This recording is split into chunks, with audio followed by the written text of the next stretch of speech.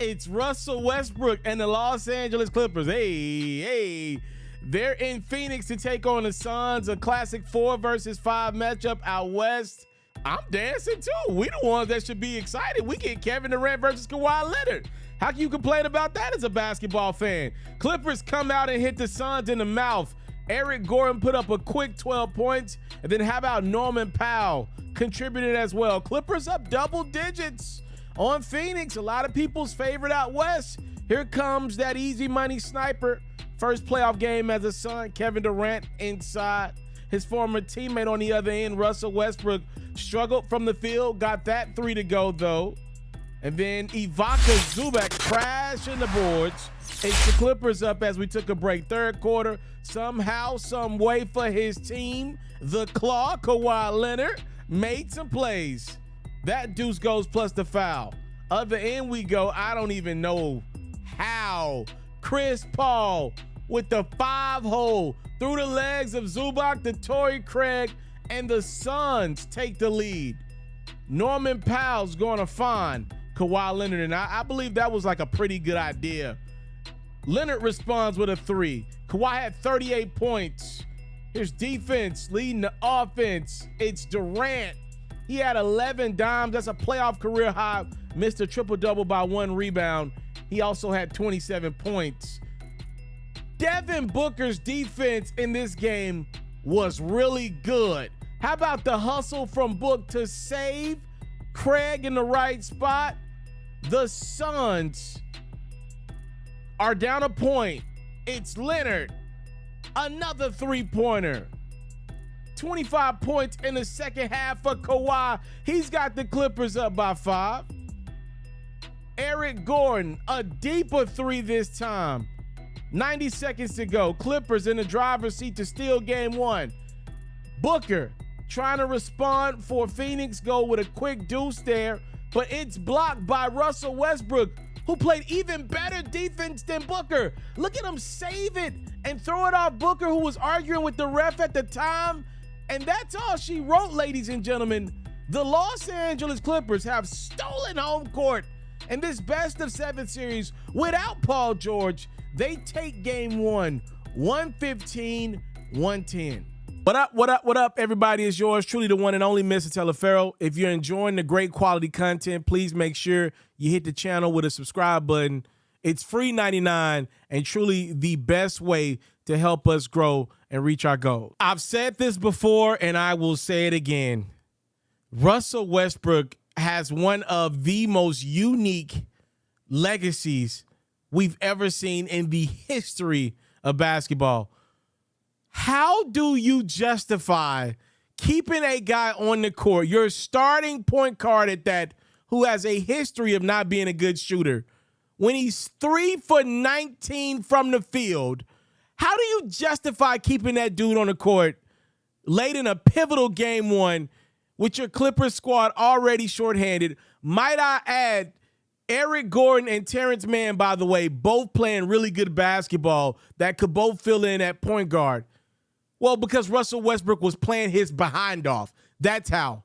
He was hustling hard, grabbing offensive rebounds, finding ways to make big plays on defense. He came up with the biggest play of the game, which was that block off Devin Booker, and then to be able athletically to throw that ball off Booker, who was too busy arguing with the ref.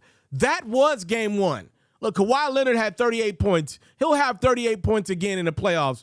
But what Russell Westbrook gave that Clippers team in game 1, it was just indescribable. As a matter of fact, if you look at the box score, it will 1,000% sell Russell Westbrook's impact on that game very much so short. 3 for 19 is awful.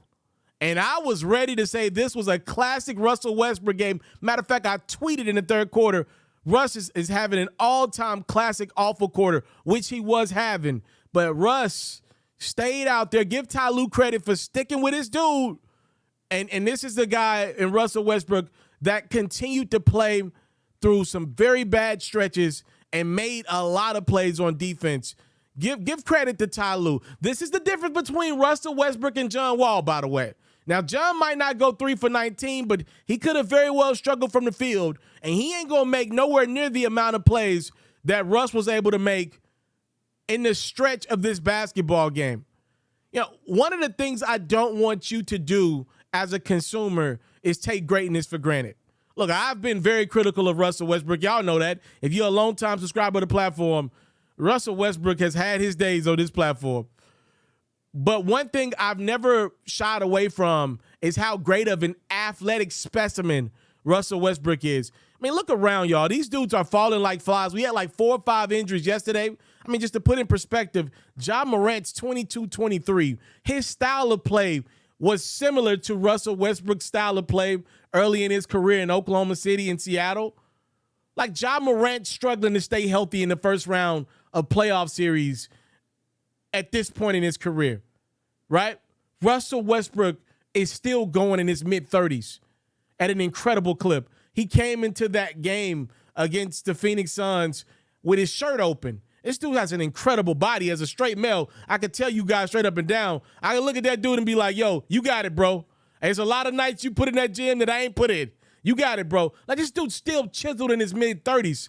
I was listening to a story from Patrick Beverley on his podcast.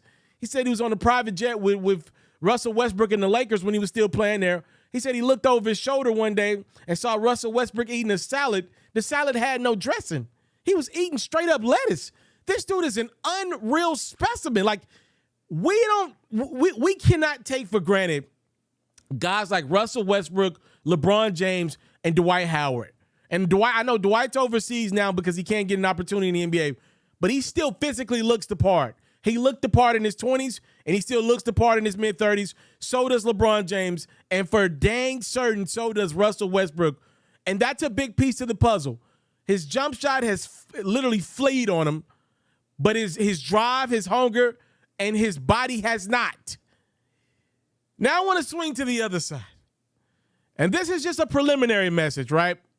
This is not one of those messages where it might mean, it doesn't necessarily have to mean something, but it may. So I just want to put this on your mind. Kevin Durant joined the Phoenix Suns at the trade deadline.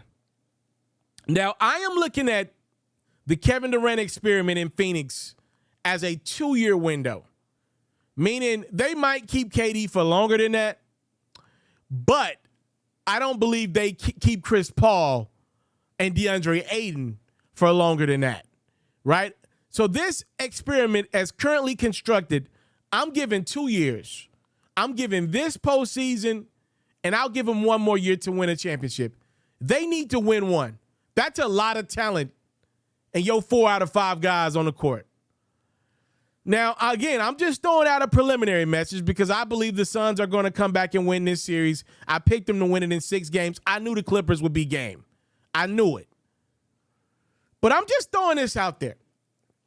In the event that the Phoenix Suns get shocked in the first round of the playoffs and lose to a Clippers team that we already know will be without Paul George the entire series, this will be a negative spot on Kevin Durant's legacy.